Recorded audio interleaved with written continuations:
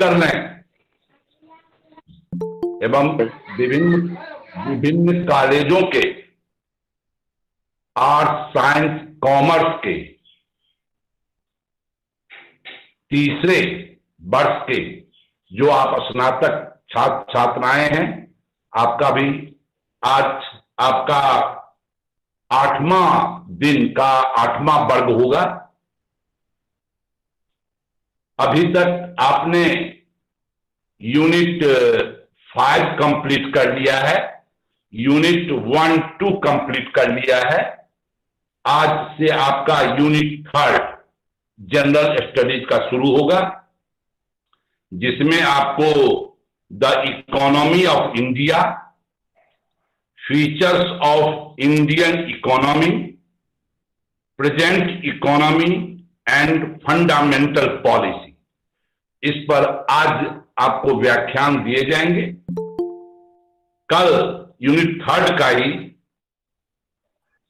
5 year plan, union budget, economy of Bihar पर व्याख्यान दिए जाएंगे। यानी विकास जी जो आए हैं वो आपको आज कल 2 दिन यूनिट 3 को समाप्त करेंगे। बच्चों, हमारे लिए ये काफी उत्साह इसलिए लग रहा है कि मिथिला विश्वविद्यालय में जो यह पत्र कई वर्षों से, जब से इंट्रोड्यूस हुआ है, उपेक्षित पत्र के रूप में पड़ा हुआ था, लेकिन विश्वविद्यालय के सहयोग के कारण यह आप तक पहुंच सका। मैं काफी अपने आप को आपको इस तरह का सेवा कर रहा हूं टीचिंग के द्वारा, तो मुझे बेहद खुशी हो रही है कि आने वाली युवा पीढ़ी को मैं इस रूप में तैयार कर रहा हूं ताकि आने वाला कल हमारा बिहार का, हमारा भारत का अच्छा हो। वर्ग प्रारंभ करने के पहले मैं मिस्टर विकास कुमार जी के बारे में थोड़ा आपको परिचय दे दूं। विकास कुमार जी अपना 10th और 12th की डिग्री डीएवी स्कूल पटना से इन्होंने प्राप्त किया है। ग्रेजुएशन और पोस्ट ग्रेजुएशन की डिग्री इन्होंने इलाहाबाद यूनिवर्सिटी उत्तर प्रदेश से प्राप्त की है। ये भारत स्तर पर कई सेमिनार, सिंपोजिया से जुड़े रहे हैं। सबसे खुशी की बात ये आपको जानकर लगेगा कि विकास जी पोस्ट ग्रेजुएशन करने के बाद कंपटीशन के माध्यम से बीडीओ के पद पर थे।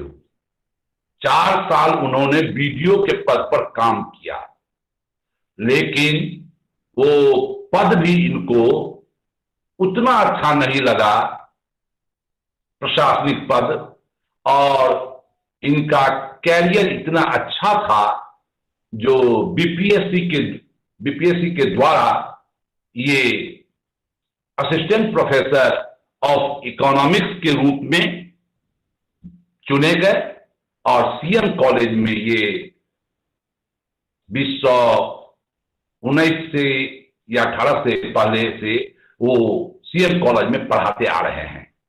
अब इसी समझ लीजिए कि एक बीडीओ के पद पर आने के बावजूद इन्होंने प्रोफेसर के रूप में टीचिंग को चुना।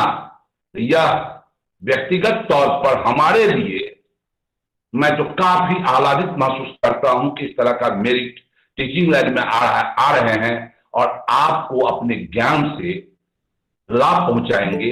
अब मैं विकास जी से अनुरोध करूंगा कि वो अपना वर्गारंभ करें। धन्यवाद सर, प्रणाम सर, और सभी बच्चों को गुड आफ्टरनून। आज हम लोग अपना नया टॉपिक शुरू करेंगे, भारतीय अर्थव्यवस्था को। आप लोगों ने देखा है, मैं पहले स्लाइड शेयर कर दूं, आप लोग एक बार देख लीजिएगा कि स्लाइड सबको विजिबल है कि नहीं।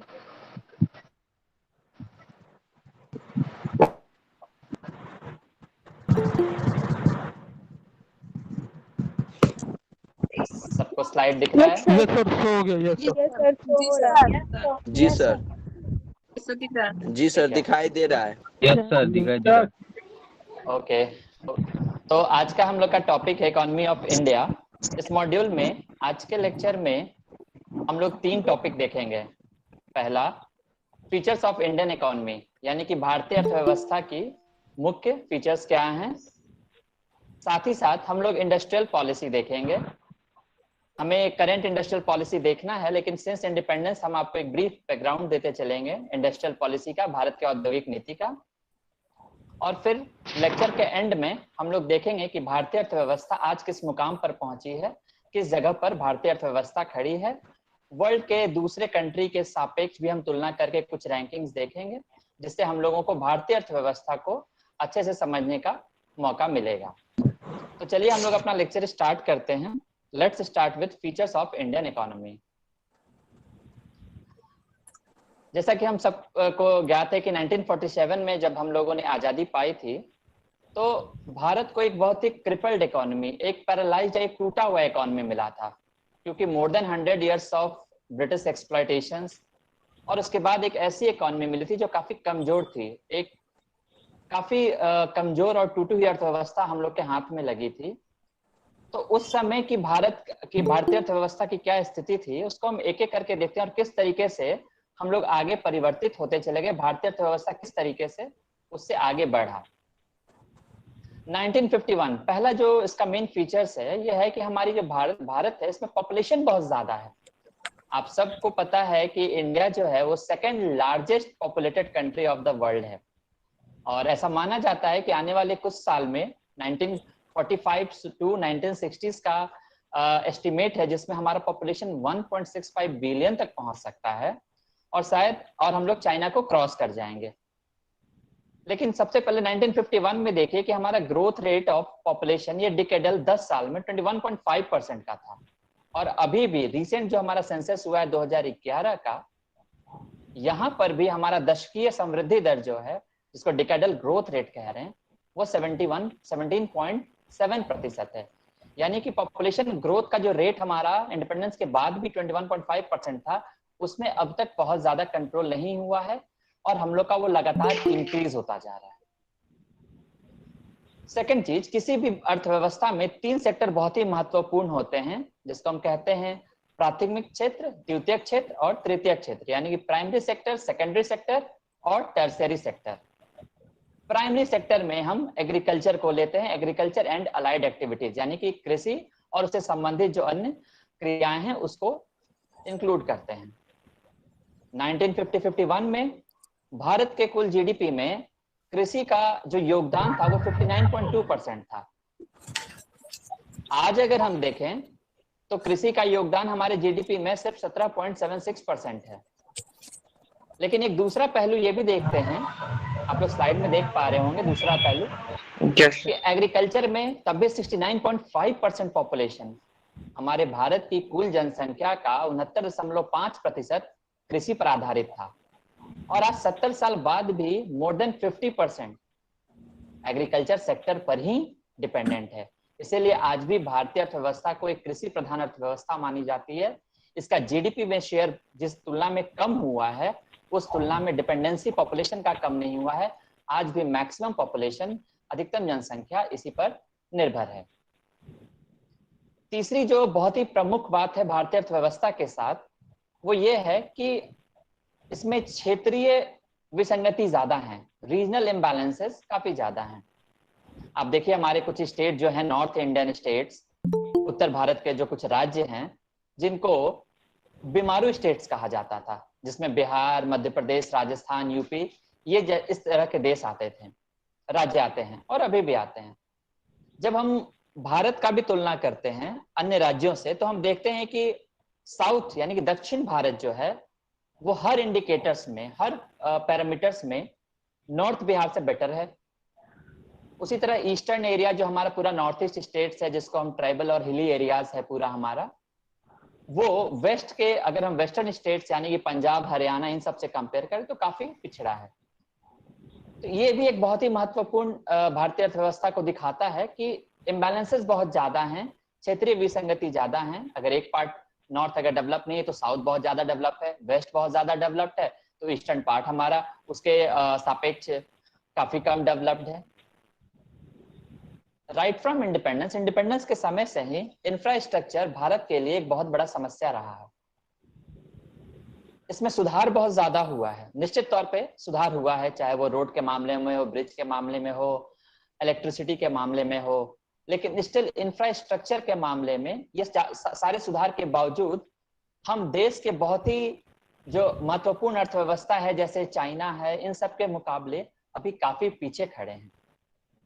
और इसका बहुत निगेटिव इम्पैक्ट भी हमारे कंट्री पे पड़ता है, क्योंकि जब हमारा इंफ्रास्ट्रक्चर मजबूत नहीं रहेगा तो जो हमारे यहाँ इन्वेस्टमेंट आने हैं, जो बाहर से निवेश आने हैं, उस पर प्रतिकूल प्रभाव पड़ेगा। बैकवर्डनेस, ये सिर्फ इंफ्रास्ट्रक्चर का बैकवर्डनेस होगा जो इन्वेस्टमेंट में भी हमें पीछे ले जाएगा, ग्रोथ में भी पीछे ले जाएगा, जॉब क्रिएशन में पीछे ले जाएगा, अनएम्प्लॉयमेंट राइज होगा, इनकम इनइक्वालिटीज कम होंगे, तो कई सारे प्रॉब्लम्स का ये एक जड़ हो जाता है इंफ्रास्ट्रक्चरल बैकवर्डनेस। और इसीलिए समय समय पे लगातार ये प्रयास किया गया है कि हर एरिया को कनेक्टिविटी दिया जाए, पावर कनेक्टिविटी, ट्रांसपोर्ट कनेक्टिविटी, ताकि हर एरिया का, ये जो हम रीजनल इम्बैलेंस की बात करते हैं ना, ये भी डायरेक्टली इससे लिंक है। हम कभी देखते हैं ईस्टर्न एरिया हमारा क्यों अंडर डेवलप्ड है वेस्टर्न रीजन के मुकाबले, तो one of the main region कि ईस्टर्न एरिया पूरा हमारा हिली एरियाज है, वहाँ कनेक्टिविटी वीक है, अभी भी वहाँ के हर एरियाज में हमारे रेलवे नहीं पहुंच सके हैं। तो नेचुरली जहाँ पे कनेक्टिविटी वीक होगा वहां पे इस तरह की समस्या आएगी। एक और महत्वपूर्ण चीज है कि हमारे यहाँ संसाधन बहुत हैं। आप देखिए इंडिया एक ऐसा कंट्री है जिसका जियोग्राफिकल अगर आप वो देखेंगे तो हमारे यहाँ नॉर्थ में जहाँ पे स्नो एरिया है, हमारे यहाँ साउथ पूरा सी एरिया है, कोस्टल एरियाज हमारे यहाँ काफी हैं, हिली एरियाज है हमारे यहाँ ईस्ट में, वेस्ट में हमारे यहाँ देखिए तो डेजर्ट एरिया है, प्लेन लैंड पूरा हमारा सेंट्रल इंडिया, नॉर्थ इंडिया जो है हमारा प्लेन लैंड है।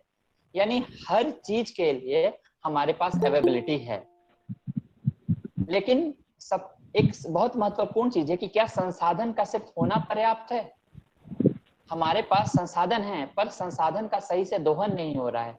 संसाधन का, उस रिसोर्सेस का अगर हम ऑप्टिमम यूटिलाइजेशन नहीं कर पा रहे हैं, अनुकूलतम प्रयोग नहीं कर पा रहे हैं, तो वो रिसोर्सेज, वो संसाधन हमारे यहाँ मौजूद होते हुए भी हम उससे कोई बड़ा जनरेशन नहीं कर पाते हैं।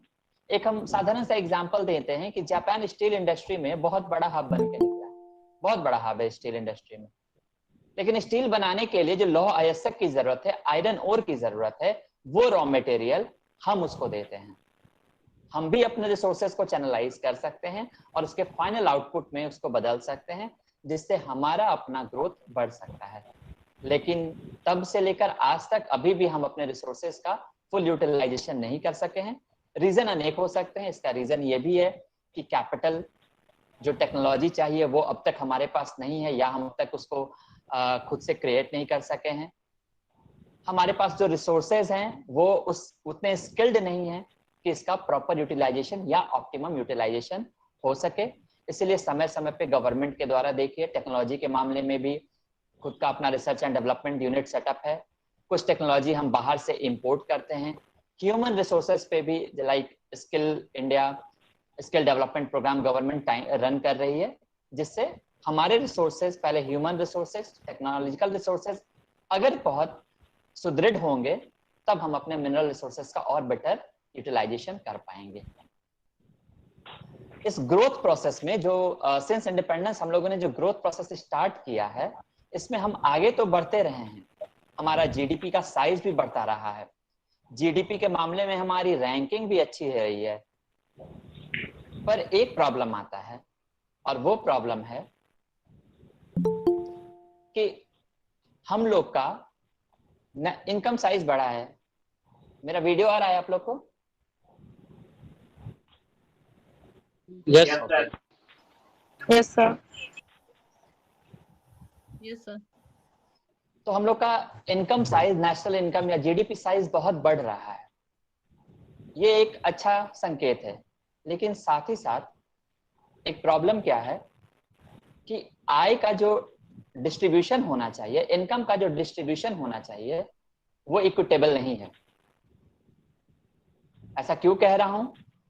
ऐसा इसलिए कि इनकम तो ग्रो किया, इनकम तो बहुत ग्रो किया, लेकिन उसका मेजर शेयर जो है वो किसके पास रह गया? टॉप कुछ परसेंट के लोगों के पास रह गया। ऑक्सफैम का एक रिपोर्ट है जो कहता है कि इंडिया के 1% जो टॉप लोग हैं, यानी कि टॉप इंडस्ट्रियलिस्ट हैं, जो टॉप वेल्देस्ट पर्सन हैं, जो 1% लोग हैं, उनके पास इस पूरे देश का 73% वेल्थ है। सिर्फ इस लाइन से हमें ये इंडिकेशन मिल जाता है कि कितना ज्यादा डिफरेंसेस हैं, कितना बड़ा गैप, कितना बड़ा इनकम डिस्पैरिटीज, कितनी बड़ी आय में असमानता है। इसीलिए कहते हैं कि इंडिया एक ऐसा, India is rich but its people are poor. Bharat संपन्न देश है, भारत अमीर है, लेकिन इसके लोग गरीब हैं। इसका कारण ये बताते हैं क्योंकि हमारे यहाँ इनकम का जो डिस्ट्रीब्यूशन है, आय का जो वितरण है, वो बराबर नहीं है, वो समान नहीं है, इनइक्वालिटीज हैं। और इसीलिए पॉवर्टी लेवल बिल्कुल एक तरफ और रिचेस्ट पर्सन हमें एक तरफ दिखते हैं। और इसीलिए प्रति व्यक्ति आय नेचुरली हमारे यहाँ, क्योंकि इनकम उस सापेक्ष, जिस सापेक्ष में हमारा पॉपुलेशन है, उसके तुलना में इनकम में ग्रोथ नहीं हुआ है, तो प्रति व्यक्ति आय जो है वो काफी कम है। प्रति व्यक्ति आय सिंपल टोटल इनकम जितना राष्ट्रीय आपकी कुल आय जितनी है डिवाइडेड बाय टोटल पॉपुलेशन। क्योंकि हमारा पॉपुलेशन जनसंख्या ज्यादा है, तो इनकम ज्यादा होने के बावजूद प्रति व्यक्ति आय हमारा आज भी कम है। ये एक ऐसी अर्थव्यवस्था हम लोग को मिला, जैसा हम लोगों ने डिस्कस किया अभी, कि क्रिपल्ड इकोनॉमी था, टूटा इकोनॉमी था, जहां पे पॉपुलेशन काफी हाई था, एग्रीकल्चर पूरी तरह से डोमिनेंट थे, और हमने आज भी देखा कि ना पॉपुलेशन में भी हमने बहुत ज्यादा कंट्रोल कर पाया, ना हमने एग्रीकल्चर पे, आज भी 50% से ज्यादा एग्रीकल्चर पे डिपेंडेंट है। एक सेक्टर जो सबसे महत्वपूर्ण इसमें चेंज ला सकता था, दैट वाज इंडस्ट्रियल सेक्टर, औद्योगिक क्षेत्र। क्यों? क्योंकि पहला चीज, ये औद्योगिक क्षेत्र है, वो एग्रीकल्चर के जो आउटपुट है वो इसके लिए इनपुट हो जाएंगे, यानी कि कच्चा माल, रॉ मटेरियल का काम करेगा, तो एग्रीकल्चर सेक्टर भी बूस्ट करेगा। साथ ही साथ मैन्युफैक्चरिंग सेक्टर एक लार्ज नंबर ऑफ पॉपुलेशन को अपने अंदर सबमर्ज कर सकता है, एम्प्लॉयमेंट क्रिएट कर सकता है, स्किल्ड एम्प्लॉयमेंट और बेहतर एम्प्लॉयमेंट दे सकता है। गवर्नमेंट ने भी इंडिपेंडेंस के टाइम से ही अपने इंडस्ट्रियल पॉलिसी, औद्योगिक नीति को प्राइमरी फोकस दिया। देखते हैं किस तरीके से हमारा इंडस्ट्रियल पॉलिसी आगे बढ़ा, औद्योगिक नीति आगे बढ़ा, और कहां पे कमी रह गई। इंडस्ट्रियल पॉलिसीज के जो मेन ऑब्जेक्टिव्स थे, नेचुरली जो हमने आपसे चर्चा किया कि हमारे उत्पादकता को बढ़ाना था, प्रोडक्टिविटी को इंक्रीज करना था, साथ ही साथ रोजगार बढ़ाना था, क्योंकि अनएम्प्लॉयमेंट रेट काफी हाई था, सारे पॉपुलेशन ऑलरेडी डिस्कस हुआ कि एग्रीकल्चर पर डिपेंडेंट थे, तो एक बड़ा सेक्टर जो है वो ट्रांसफर हो सकता था एग्रीकल्चर से इंडस्ट्री की तरफ। साथ ही साथ हमारे पास जो मानव संसाधन थे, अन्य जो रिसोर्सेज थे, उसका बेहतर अनुकूलतम प्रयोग किया जा सकता था, यूटिलाइजेशन किया जा सकता था। लेटर फेज में हमें ये भी पता चला कि ये अर्थव्यवस्था सिर्फ आपके तक सीमित नहीं है, ये भारत के ज्योग्राफिकल बाउंड्री तक सीमित नहीं है, पूरे वर्ल्ड के साथ हमें इंटीग्रेट होना है, ट्रेड करना है, और जब पूरे विश्व के देश के साथ हमें व्यापार करना है, उनके साथ इंटीग्रेट होना है, तो हमें उतना प्रतिस्पर्धी भी खुद को बनाना होगा, हमें खुद को उतना कॉम्पिटिटिव बनाना होगा, और तब जाकर हम लोग लॉन्ग टर्म में एक इंपॉर्टेंट प्लेयर बनेंगे, ग्लोबल प्लेयर बनेंगे, जहां पे वर्ल्ड के बेस्ट इंडस्ट्रीज, बेस्ट कंपनीज और बेस्ट कंट्री के साथ इंडिया कम्पीट कर सकता है। तो ये जर्नी जो हमारा स्टार्ट हुआ इंडस्ट्रीज का, ये सबसे पहला जो पॉलिसी आया 1948 में, हम आपको बस एक एक लाइन में बताते चलेंगे, क्योंकि सबसे इंपॉर्टेंट आपका रिसेंट पॉलिसीज है, जिसको हम न्यू इकोनॉमिक रिफॉर्म भी कहते हैं। 1948 का हमारा इंडस्ट्रियल पॉलिसी, जिसमें फोकस जो है हमारा, वो सरकार ने वहां पे पब्लिक सेक्टर को भी और थोड़ा एंटरप्रेन्योर्स को भी बढ़ावा दिया। लेकिन इस कुछ साल बाद ही इसमें एक चेंज हुआ, और ये जो चेंजेस हुए 1956, इस चेंजेस को इतना मेजर चेंज था कि हम इसको कहते थे economic constitution of India, right. यानी कि इंडस्ट्रियल पॉलिसी स्टेटमेंट ऑफ 1956 जो है, उसको हम इकोनॉमिक कॉन्स्टिट्यूशन ऑफ इंडिया के नाम से भी जानते हैं। 1977 में नई गवर्नमेंट आई, जनता गवर्नमेंट, उसने भी अपना फोकस किया लेकिन इस गवर्नमेंट का 1977 में जो हमारा इंडस्ट्रियल पॉलिसी था, इसका मेन फोकस हमारा था कुटीर उद्योग पे, स्मॉल इंडस्ट्रीज पे, कॉटेज इंडस्ट्रीज पे, इन चीजों पे हमारा ज्यादा फोकस था, राइट।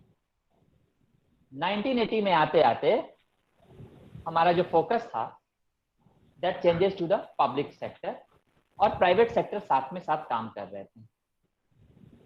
पर प्रॉब्लम क्या आ रहा था कि ये लगातार जो हमारे इंडस्ट्रियल पॉलिसीज आ रहे थे, जिसमें हम पब्लिक सेक्टर की भी बात कर रहे थे, प्राइवेट सेक्टर की भी बात कर रहे थे, प्राइवेट सेक्टर को भी, लेकिन वहां पे बहुत रेस्ट्रिक्शंस थे, बहुत ज्यादा रेस्ट्रिक्शंस थे। और उसका रिजल्ट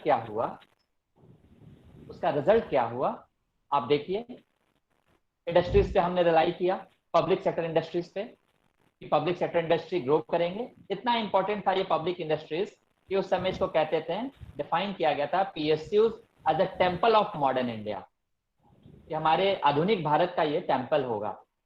लेकिन रिजल्ट क्या हुआ, red tapism, favouritism, corruption, over staffing, इस तरह की बहुत सारी समस्या थी, जिसकी वजह से ये उद्योग रुग्ण अवस्था में चले गए, जिसको हम लोग टेक्निकली सिक इंडस्ट्रीज कहते हैं। साथ ही साथ 50 to 80 ये जो हमारा प्लान चल रहा था, तो एक्सपेक्टेड था कि हम ग्रो करेंगे, लेकिन जो हमारे मैक्रो इकोनॉमिक इंडिकेटर्स, लाइक हम साधारण भाषा में आपको अगर बताएं तो हमारा मुद्रास्फीति का दर यानी कि इन्फ्लेशन, हमारा डेफिसिट, वित्तीय घाटा जैसे फिस्कल डेफिसिट, राजकोषीय घाटा, ये सब काफी ज्यादा बढ़ रहा था।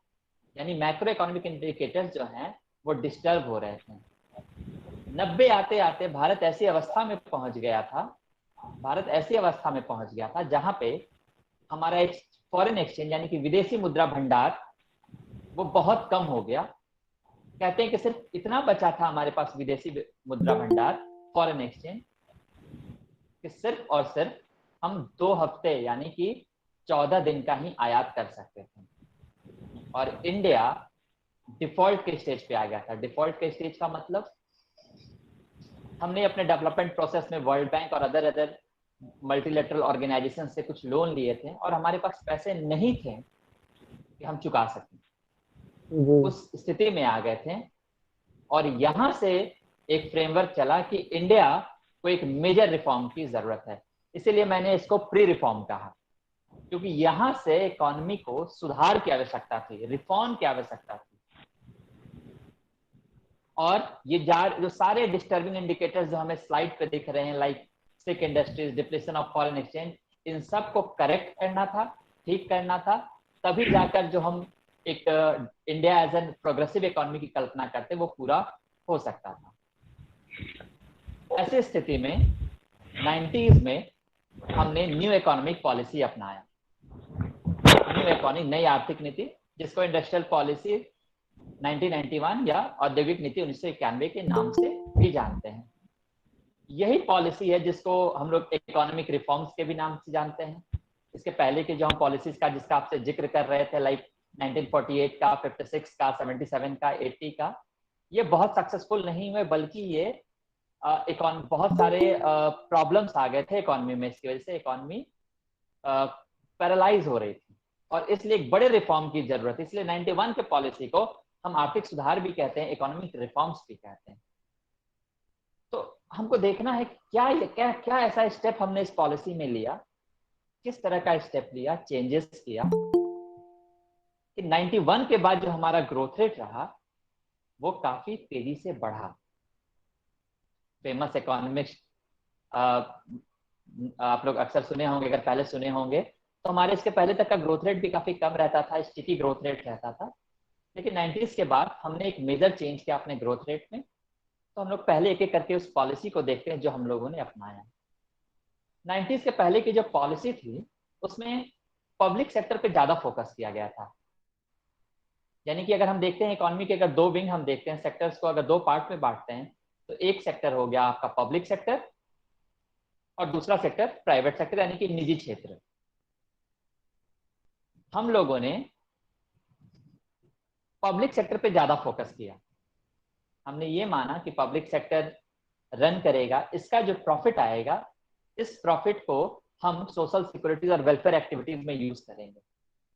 लेकिन मैंने बताया प्री रिफॉर्म फेज में कि ये इंडस्ट्री जो पब्लिक सेक्टर इंडस्ट्री से एक्चुअली दे स्टार्टेड कुछ को छोड़कर bearing fuse, most of the industries become sick, रुग्ण अवस्था में चले गए। रुग्ण अवस्था में जाने का क्या मतलब हुआ, यानी वो लॉस मेकिंग हो गए, लंबे समय से वो लॉस मेकिंग हो रहे थे।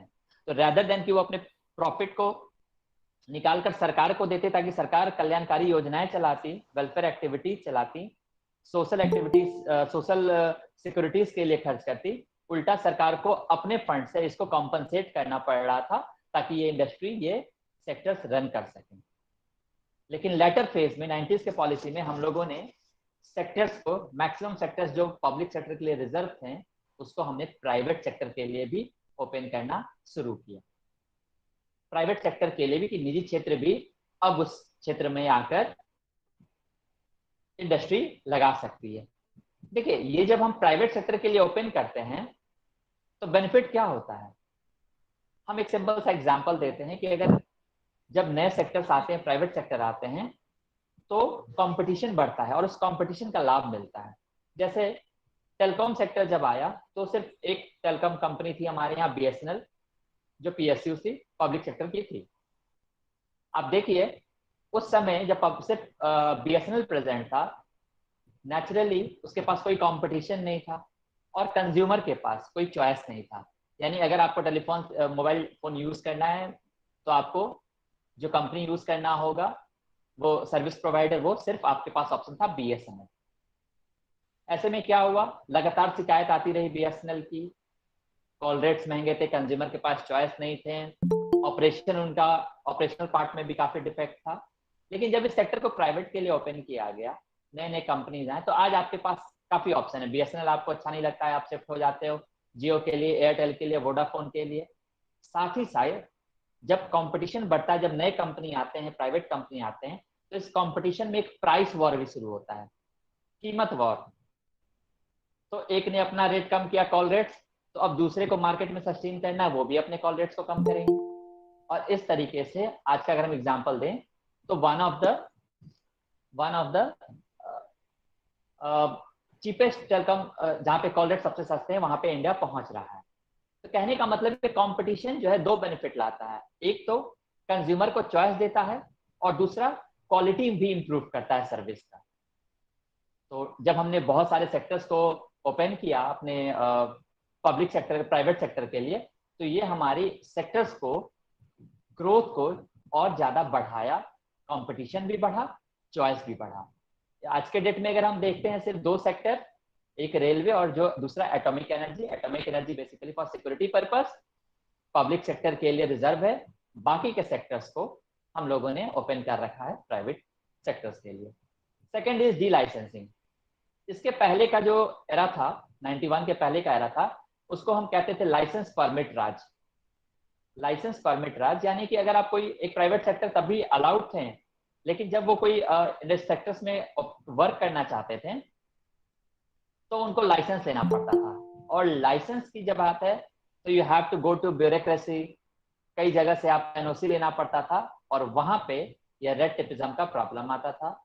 वहां पे प्रॉब्लम आता था कि उस आपको लाइसेंस लेने में इतना प्रॉब्लम होता था कंपनी को, चाहे वो करप्शन की वजह से या फेवरेटिज्म की वजह से, जहाँ पे एफिशिएंसी के आधार पे नहीं बल्कि भाई भतीजेवाद के आधार पे भी लाइसेंस दिया जाता था।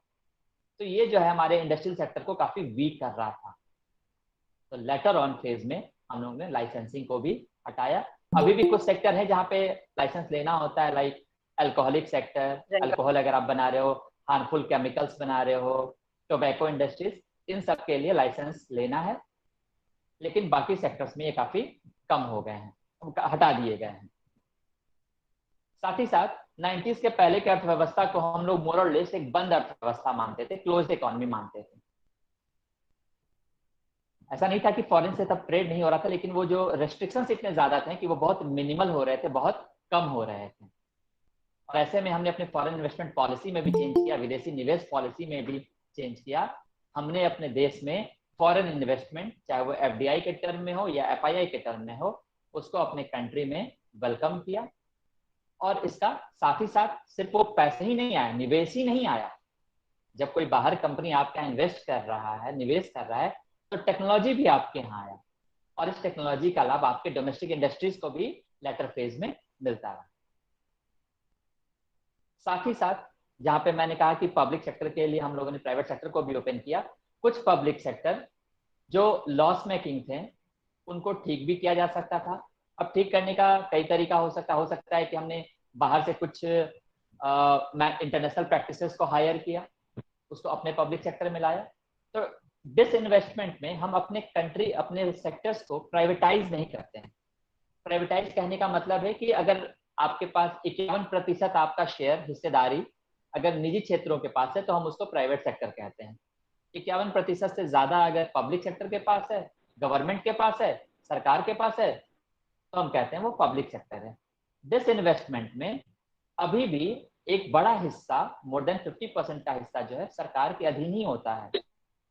जैसे मान लीजिए कोई एक कंपनी कोल इंडिया लिमिटेड है, सरकार का 100% शेयर है और सरकार ने सिर्फ 10% तय किया कि इसमें से हम बेचेंगे, सिर्फ 10%। तो अभी भी मेजोरिटी शेयर किसके पास है? सरकार के पास है, तो वो पब्लिक सेक्टर। लेकिन ये 10% शेयर किया गया, ये प्राइवेटाइजेशन नहीं है, इट इज डिसइन्वेस्टमेंट। इसको विनिवेश कहते हैं कि 5%, 10%, 20%, लेकिन मेजोरिटी शेयर होल्डिंग जो होगा वो अगर जब तक सरकार के पास है, जब तक स्टेट के पास है, that will be public sector. तो हम लोगों ने कोलैबोरेशन के टाइप से पब्लिक सेक्टर्स में डिसइन्वेस्टमेंट भी किया ताकि वो फिर से रिस्ट्रक्चर हो सके और कॉम्पिटिशन के लिए खड़ा हो सके बाकी के साथ। एक और जो बहुत बड़ा फीचर्स था जिसने एक्चुअली हमारे अपने कंट्री के इंडस्ट्रीज को एक्सपैंड होने के लिए, विस्तार करने के लिए रास्ता ओपन किया, वो था MRTP act, monopoly and restricted trade practices act. आप लोग का आवाज पहुंच रहा है हमारा? Yes sir. Yes sir. Yes sir, आ रहा आवाज। सबको आवाज आ रही है ना हमारी? Yes sir. Yes sir. Yes sir, आवाज आ रहा है। सर आपका वीडियो नहीं। यस सर, आ रहा है।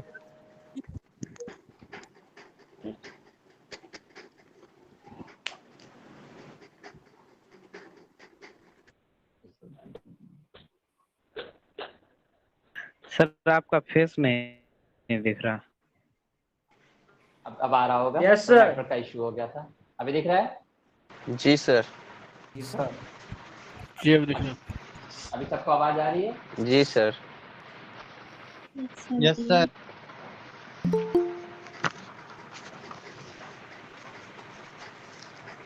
Yes sir.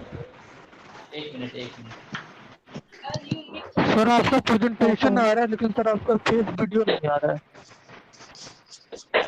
यहाँ से तो मैंने फेस वीडियो ऑन रखा है वरना, लेकिन देख तो रहा है। एक मिनट, एक बार चेक कर लेने दीजिए।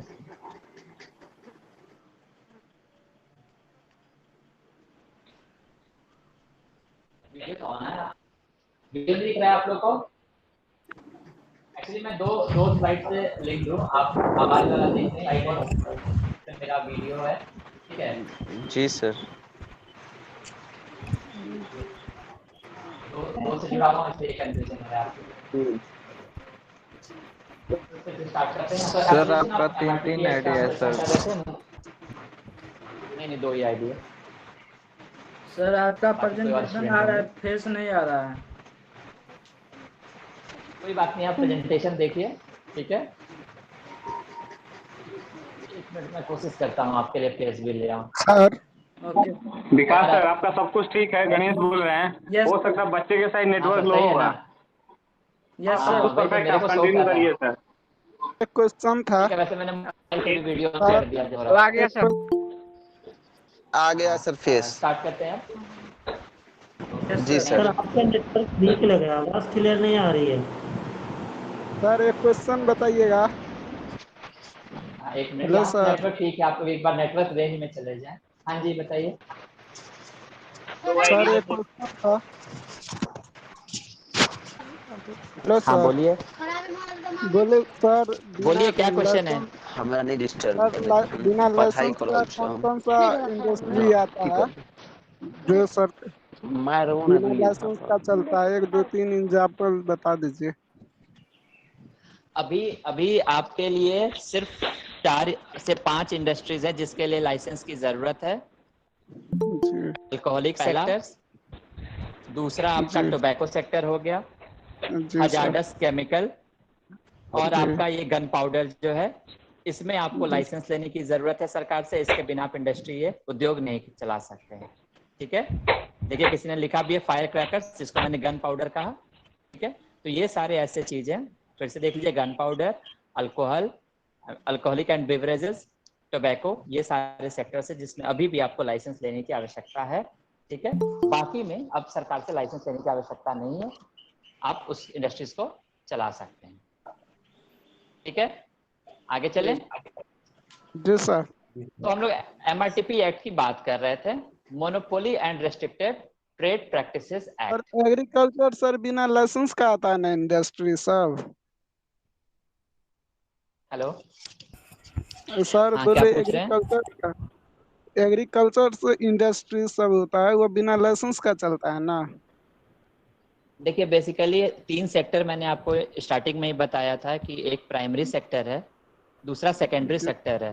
Primary sector agriculture primary sector में आता है, और सेकेंडरी सेक्टर में इंडस्ट्रीज आ रहे हैं। और हम लोग अभी सेकेंडरी सेक्टर में इंडस्ट्रीज की बात कर रहे हैं, उद्योग की बात कर रहे हैं। तो एग्रीकल्चर तो बिल्कुल अलग सेक्टर, और नेचुरली कहीं भी खेती बाड़ी के लिए लाइसेंसिंग की जरूरत नहीं है। हमने आपको जो 4 सेक्टर्स बताए उसी में लाइसेंस की जरूरत है, और 2 सेक्टर्स बताएं जो पब्लिक सेक्टर के लिए रिजर्व है, जो एक एटॉमिक एनर्जी और दूसरा रेलवे। इसके अलावा बाकी कोई सेक्टर्स के लिए ना तो वो पब्लिक सेक्टर के लिए रिजर्व है और ना आपको उसमें लाइसेंसिंग की जरूरत है, क्योंकि 91 पॉलिसी में हम लोगों ने डी लाइसेंसिंग। ठीक है, ओके। थैंक तो यू अभी सर, हम लोग समझ गए। ओके, अभी हम लोग MRTP एक्ट की बात कर रहे थे, monopoly restricted trade practices act. हम साधारण भाषा में आपको मोनोपोली समझाने की कोशिश करते हैं। मोनोपोली मतलब होता है एक अधिकार।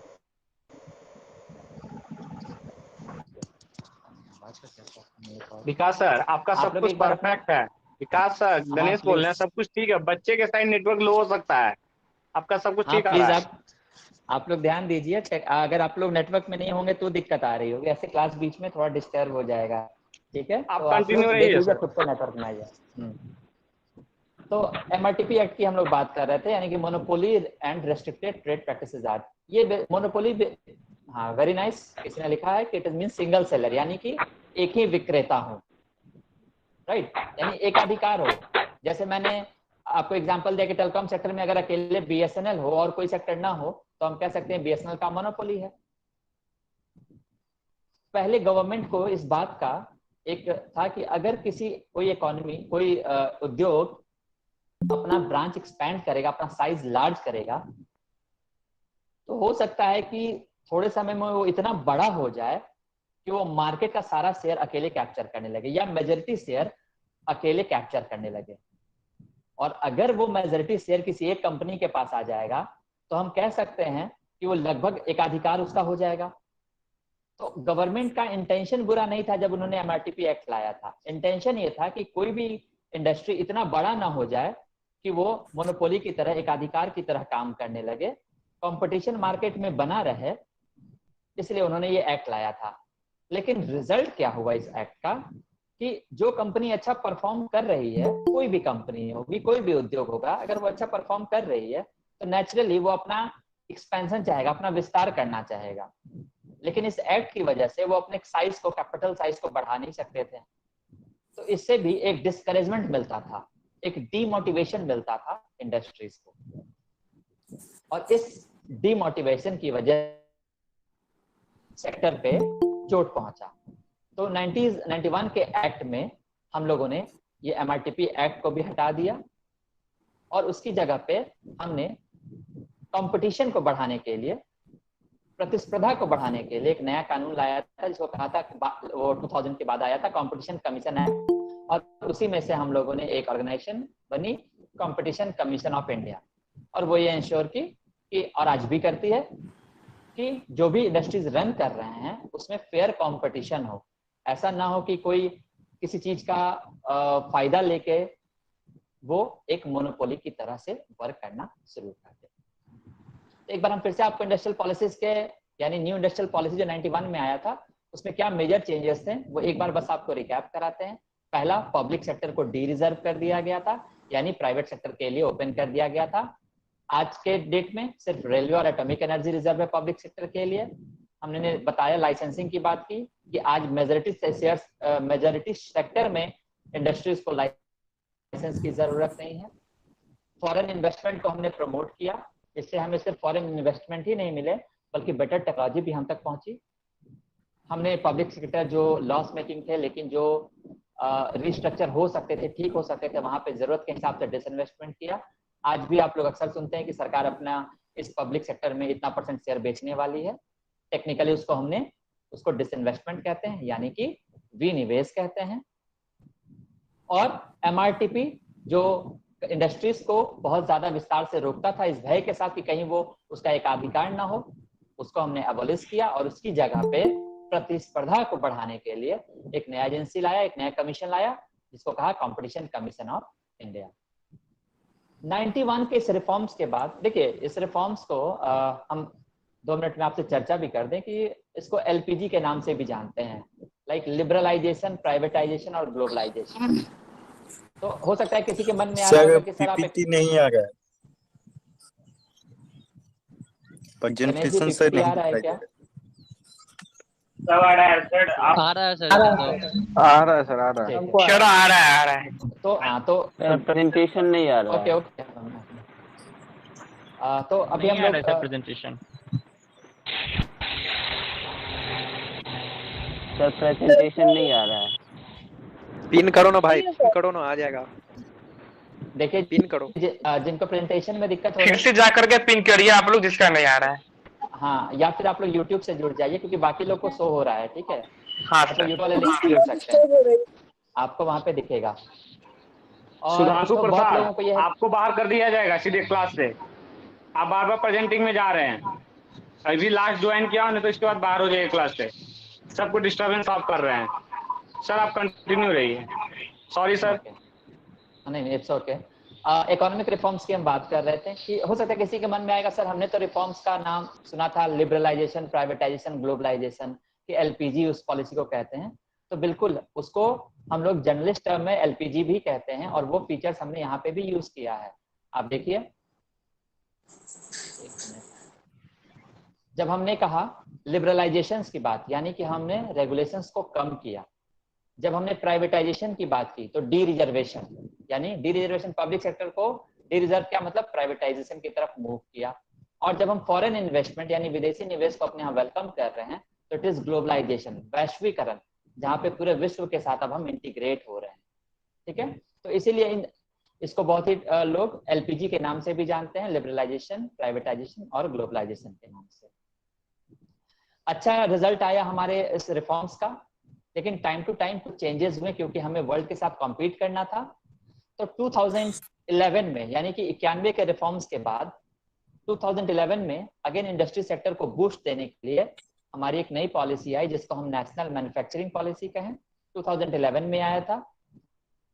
इस पॉलिसी में हमारा फोकस जो था वो ये था कि मैन्युफैक्चरिंग सेक्टर का शेयर जो काफी कम था, ठीक है, वो अराउंड 17% ही स्टैग्नेंट था 91 से, उसको बढ़ा के हमें 25% ऑफ GDP तक लाना था। ठीक है, 10 साल का टारगेट लिया गया था कि 2022 तक हम ये काम कर लेंगे।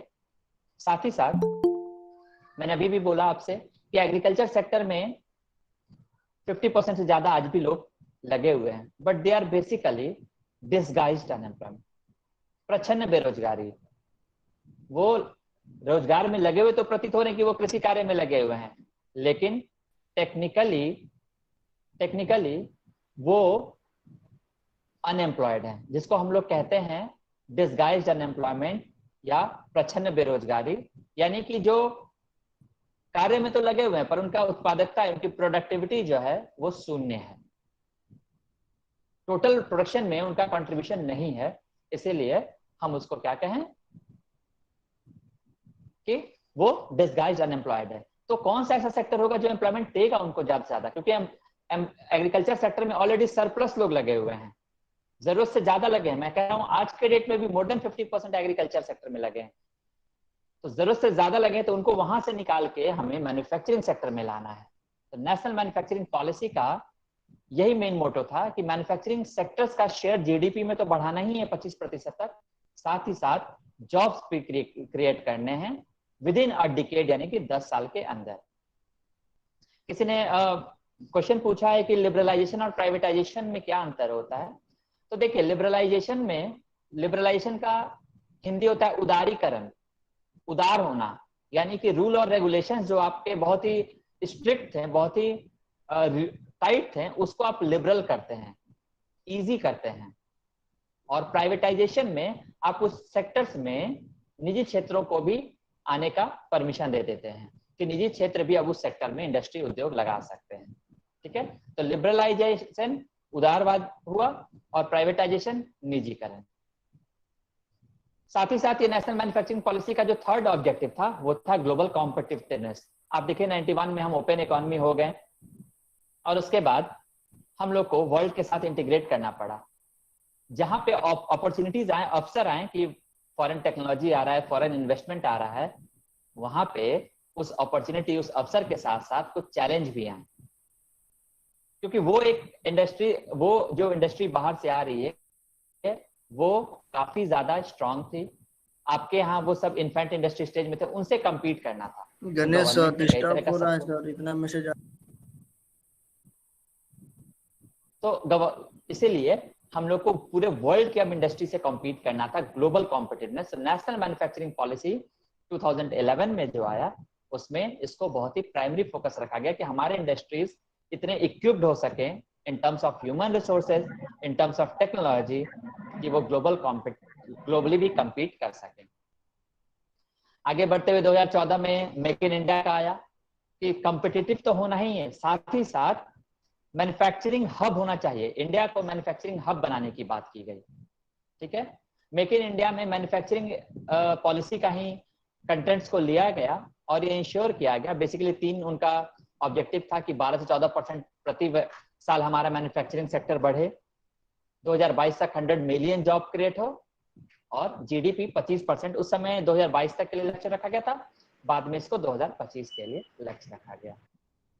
तो ये हमारा इंडस्ट्रियल सेक्टर का जर्नी था, राइट फ्रॉम 1948 के इंडस्ट्रियल पॉलिसी की जहां हम बात की है, 1948, 56, 77, 80 और फिर फाइनली हम रिफॉर्म फेज में आए, यानी कि इंडस्ट्रियल पॉलिसी ऑफ 91 में, जहां पे हमने देखा हम लोगों ने डी रिजर्वेशन किया, एलपीजी पॉलिसी अपनाया।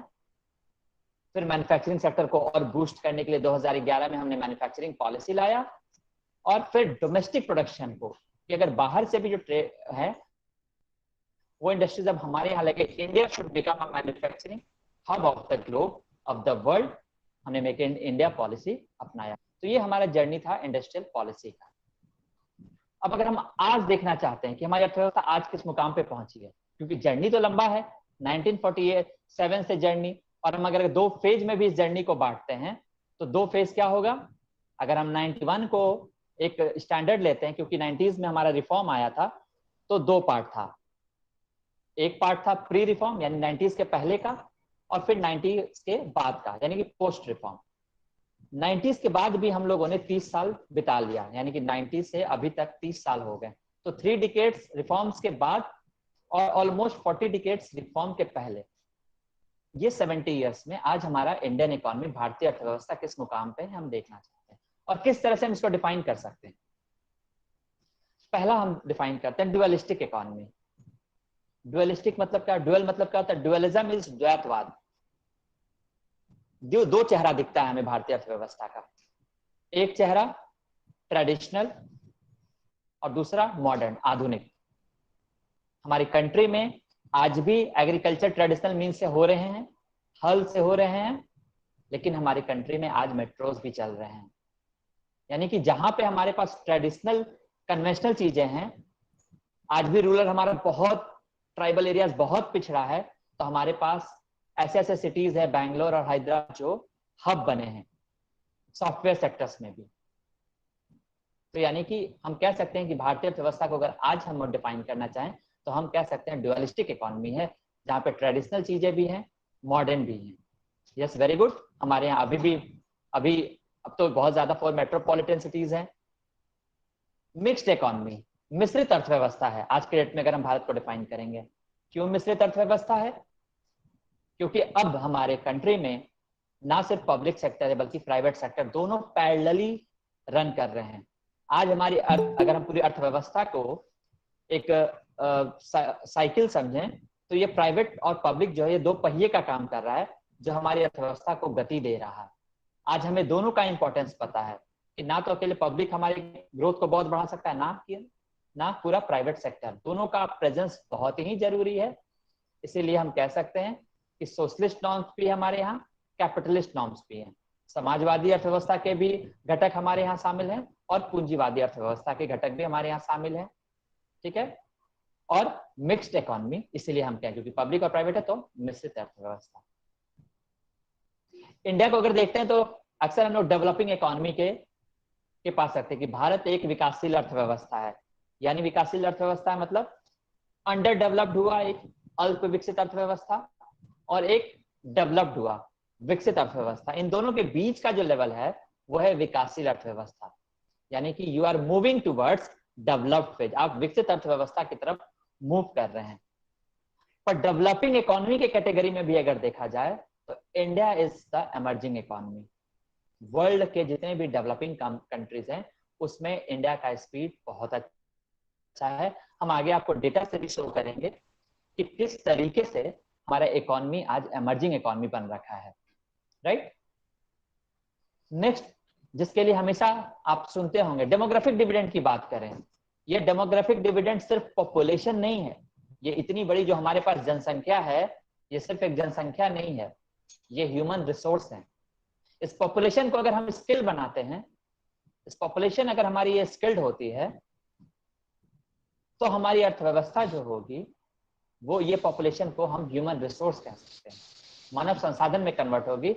The only thing that we need to do is to make them skilled. और इसीलिए गवर्नमेंट की स्कीम चलती है, प्रोग्राम चलते हैं, लोगों को स्किल बनाने का प्रयास कर रहा है, किया जा रहा है। डेमोग्राफिक डिविडेंड में इंडिया का इतना एडवांटेज है कि 2020 में यानी कि पिछले साल में भारत का जो टोटल जनसंख्या है, भारत के अगर जनसंख्या का अगर हम औसत आयु लें तो ये 29 साल है। पूरे भारत के जनसंख्या का अगर हम औसत आयु लेते हैं तो ये 29 साल है। यही बताता है कि इंडिया यंग इकोनॉमी है। अब देखिए हर पब्लिक फोरम्स पे जो स्टेटमेंट आते हैं कि भारत युवाओं का देश है, भारत युवाओं का देश है। क्यों? ये डेटा बताता है कि क्यों हम युवाओं का देश है। 2020 29 हमारा एवरेज एज है। आप चाइना का देखिए वो 37 है, जापान ओल्डेस्ट पॉपुलेशन में जा रहा है 48। तो फ्यूचर जो आने वाला है वो हमारा, बशर्ते ये जो यूथ है, ये जो हमारी यंग इकोनॉमी है, इसके पास तो हम स्किल्ड में कैपेबल करें और इनके लिए अवसर उपलब्ध कराएं। तो ये बड़ा पॉपुलेशन हमारे लिए बर्डन नहीं, ये हमारे लिए एसेट है, बशर्ते ये चीजों को हम कन्वर्ट करें। और नेक्स्ट एक चीज देखें कि हमने आपको स्टार्टिंग के लेक्चर्स में बताया था कि 1% जो पॉपुलेशन है उसके पास 73% वेल्थ है। यानी हमारे ग्रोथ प्रोसेस चला 1947 से, ये जो ग्रोथ प्रोसेस चलता रहा इसमें कुछ मामले में हम बहुत पीछे रह गए, कुछ मामले में बहुत पीछे रह गए। क्यों पीछे रह गए? उसके लिए हम लोग एक थ्योरी कहते हैं ट्रिकल डाउन थ्योरी, ठीक है। ट्रिकल डाउन थ्योरी सिंपली यही कहता है कि ग्रोथ का जो बेनिफिट है वो जैसे आप पौधे पे पानी डालते हैं जड़ पे और ये मानते हैं कि वो पानी नीचे तक चला जाएगा, पर्कुलेट नीचे तक जाएगा और सबको बेनिफिट मिलेगा।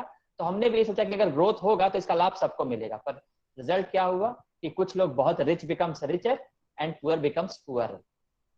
लेकिन 12th 5 ईयर और 11th 5 ईयर प्लान में, हम लोग कल प्लान में पढ़ेंगे तब चर्चा करेंगे, हम लोगों ने इंक्लूसिव ग्रोथ की बात की, समावेशी विकास की। यानी अपनी इकोनॉमी में अब हम उन पर भी फोकस कर रहे हैं जो इस ग्रोथ प्रोसेस में पीछे छूट चुके हैं, उनको भी हम अब इस ग्रोथ प्रोसेस में इंक्लूड कर रहे हैं। इसलिए हम कह सकते हैं कि आज की इकोनॉमी में हमारा जो ऑब्जेक्टिव है, जो फोकस है, that is on inclusive economy.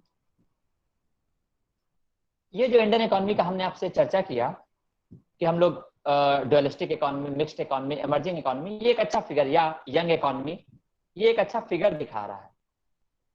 अब देखिए 2021 में जो प्रोजेक्ट किया गया है उसमें माना गया है कि इंडिया जो है फास्टेस्ट ग्रोइंग $1 ट्रिलियन इकोनॉमी बनेगा। चाइना को पछाड़ कर, यानी कि चाइना सेकंड पे होगा कमिंग ईयर्स में, और इंडिया जो होगा वो फास्टेस्ट ग्रोइंग इकोनॉमी होगा। तो दिस इज द कि रिफॉर्म्स के बाद इंडियन इकोनॉमी में लगातार मूव किया और आज हम ग्लोबल जो हमारा टारगेट था कि हम ग्लोबली compete कर सके, आज देखिए आप कुछ मामले में नंबर 1 जा रहे हैं ग्रोथ प्रोसेस में। इन टर्म्स ऑफ ग्रोथ आप सबसे तेजी से जा रहे हैं। सर ये न्यूज़ में हमेशा सुनते हैं कि ट्रिलियन डॉलर इकोनॉमी होती जा रही, इसका मतलब क्या होता है? कहीं पे 5 ट्रिलियन डॉलर होता है, कहीं पे 3 ट्रिलियन डॉलर, इसका क्या मतलब हाँ, होता है वेरी सर? नाइस। मैं आपको एक्सप्लेन करता हूँ। इकोनॉमी का हम मेजरमेंट अगर करते हैं तो जीडीपी से मेजर करते हैं, यानी कि कुल हम जो प्रोडक्शन कर रहे हैं एक साल में उसका मॉनेटरी वैल्यू आप कन्वर्ट कर लीजिए। जैसे आपके यहाँ प्रोडक्शन में गेहूं भी हो रहा है, पेट्रोल भी हो रहा हो, गोल्ड भी हो रहा हो, सबका यूनिट अलग अलग होता है। आप इसको कन्वर्ट कर लीजिए मनी में, पैसे में, और तब आपको पता चलेगा कि एक साल में आपने कुल 1 मिलियन या 1 बिलियन या 1 ट्रिलियन का उत्पादन किया। पता चलेगा ना? Yes sir. एक छोटी कंट्री जो होगी, जो छोटी कंट्री होगी उसके यहाँ प्रोडक्शन भी कम होगा, तो उनका उत्पादन जो होगा हो सकता है वो मिलियन में रहे या बिलियन डॉलर में रहे। लेकिन इंडिया, चाइना, ये सब एक बड़ा कंट्री है और इनके यहाँ प्रोडक्शन भी बहुत ज्यादा हो रहा है। तो उस बड़े प्रोडक्शन को जब आप मॉनेटरी वैल्यू में कन्वर्ट करते हैं तो ट्रिलियन डॉलर में, तो इंडिया, चाइना ये सब बड़ी कंट्री है। यूएस जिनका जीडीपी जो है वो ट्रिलियन में मेजर हो रहा है। क्यों? क्योंकि उनका उस साल का अगर प्रोडक्शन को आप कन्वर्ट करेंगे मॉनेटरी वैल्यू में तो वो ट्रिलियन में जाएगा। छोटे कंट्री का नेचुरली वो मिलियन या बिलियन में जाएगा। तो ट्रिलियन डॉलर इकोनॉमी जो है, यानी कि जो सबसे बड़ी अर्थव्यवस्था चल रही है, जो जिनका जीडीपी साइज ट्रिलियन में कन्वर्ट हो चुका है, ट्रिलियन के फेज में आ चुका है, उनमें से जो सबसे फास्टेस्ट ग्रोइंग है वो प्रोजेक्ट किया गया है कि 2021 में इंडिया होगा। ठीक है, the growth rate should will be 11.5%, ये प्रोजेक्टेड है। इवन आरबीआई ने भी ये जो इसका जो आरबीआई का प्रोजेक्शन है वो 10.5% है। क्लियर है? ओके, क्लियर है आपको trillion dollar economy? Yes sir. अब परचेजिंग पावर पैरिटी के आधार पे भी अगर हम रैंकिंग देखते हैं, ठीक है, यहाँ पे इस स्लाइड में हम लोगों ने ग्रोथ रेट की बात की थी, जिस रेट से वो ग्रो कर रहा है उसमें नंबर 1 है। अगर हम जीडीपी के साइज के बारे में बात करें कि किसका आकार बड़ा है, तो उसमें इंडिया जो है चाइना और यूएस के बाद तीसरे नंबर पे है। यानी कि जीडीपी की साइज की भी बात करें, जैसे अभी आप ट्रिलियन डॉलर इकोनॉमी की बात कर रहे थे, तो हमने कहा बड़ा बड़ा जो इकोनॉमी है जहाँ पे जिनका जीडीपी साइज बहुत लार्ज है, उस जीडीपी साइज को जब मेजर करेंगे इन terms of PPP, technical term में, ठीक है, तो इसमें India 3rd largest economy after China and US.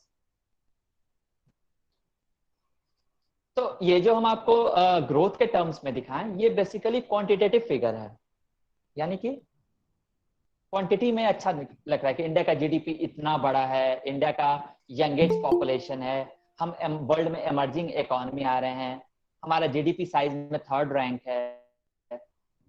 लेकिन बहुत जब हम वर्ल्ड के साथ अपने आप को कंपेयर करते हैं अलग अलग रिपोर्ट्स में, अलग अलग इंडेक्सेस में, तो हमको क्या दिखता है वो हम देखेंगे। एक है कि हाँ, लास्ट ईयर जीडीपी ग्रो हमारा काफी डिक्लाइन किया था, और वेरी ऑनेस्टली सेइंग कि लास्ट ईयर 2020 में लॉकडाउन की वजह से लगातार 2 क्वार्टर मतलब 2 तिमाही, 3 महीने का एक क्वार्टर हुआ, तो लगातार 2 क्वार्टर यानी कि 6 महीने तक हमारा जीडीपी का ग्रोथ रेट निगेटिव में था, यानी कि पिछले साल की तुलना में भी कम हो गया था। ये पिछले साल की है, और लगातार अगर 2 क्वार्टर आपका जीडीपी निगेटिव में होगा तो हम उसको रेसेशन कहते हैं, मंदी। और 90s के रिफॉर्म्स के बाद वो पहला साल था 2020 जब भारत टेक्निकली रेसेशन के दौर में गया था, लेकिन उसके बाद फिर भारत का ग्रोथ रेट चेंज हुआ। आप देखिए कमिंग 21 में हम लोग कहाँ पे प्रोजेक्ट करने जा रहे हैं। मोर देन इवन आरबीआई ने कहा इट इज 10.5%, इंटरनेशनल एजेंसी के अकॉर्डिंग 11%। ठीक है, थोड़ा टाइम बचा है, हम आपको बस एक रियल फिगर दिखाते हैं कि अगर हम कुछ कंट्री के साथ कंपेयर करते हैं तो इंडिया कहाँ पे एग्जिस्ट करता है। ठीक है,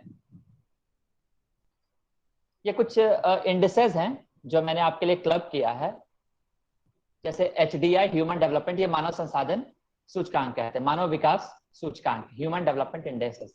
आप देखिए 189 कंट्रीज में इंडिया का रैंक 131। वर्ल्ड हैप्पीनेस रिपोर्ट की बात करें तो इंडिया का रैंक 156 में 139। जेंडर गैप यानी कि पुरुष और महिला में जो गैप है, मेल और फीमेल में जो गैप है, इंडिया में इतना ज्यादा है कि हम 153 कंट्री में हमारा रैंक कहाँ पे 112।